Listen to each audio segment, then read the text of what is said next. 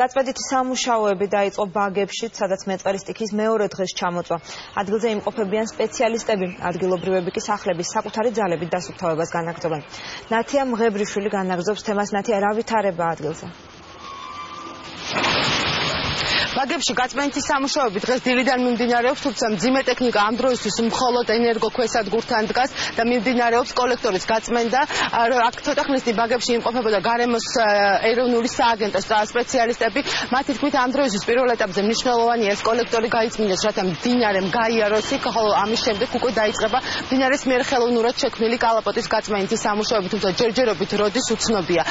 დღეს აქ იმყოფებოდა ასევე სპეციალურად მოწვეული უცხოელი სპეციალისტიც, რომელიც ადგილზე გაეცნო ვითარებას. პირველადი შეფასებით მან განაცხადა, რომ საკმაოდ მძიმე ვითარება ადგილზე და ამიტომ ამ დროისთვის ყველაზე მნიშვნელოვანია დროულად მოხდეს დასკვნების გაკეთება და გაწმენდითი სამუშაოების დაწყება, რათა თავიდან მოხდეს აცილება განმეორებითი სტიქიის.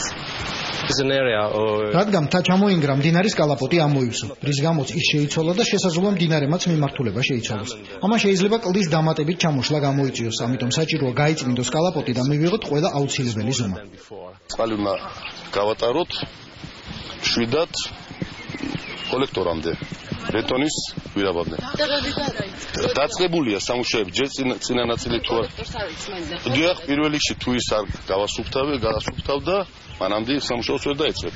ასე რომ არ არის საფრთხე, მე ეს დღეები აქ არ ვიცი, ხამის საათებში, დღის საათებში აქ ვარ, არა მარტო მე თელის სამსახურები, მერწმუნეთ, აქ ისეთი შეგუებას ადგილი აღარ ექნება, რომ საფრთხის ქვეშ დადგეს მოსახლეობა.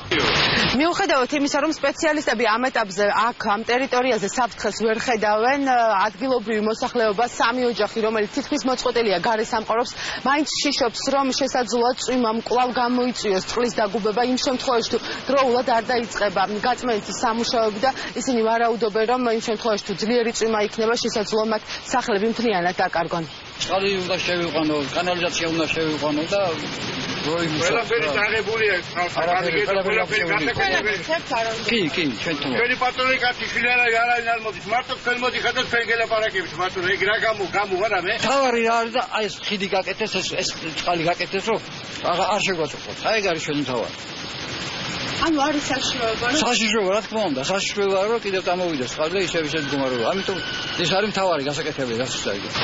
რაც შეეხება ამ დროისთვის აქ ვითარებას, მდინარის დონე დაწეულია, სამი ოჯახიდან ერთი ოჯახი სტიქიის მიუხედავად და საშიშროების მიუხედავად არ ტოვებს საკუთარ სახლს და ამ დროისთვის ისინი ცდილობენ დატბორილი პირველი სართულის გაწმენდა საკუთარი ძალებით.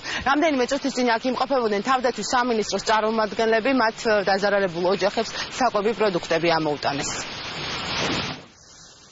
ეს იყო ნათია მღებრიშვილი.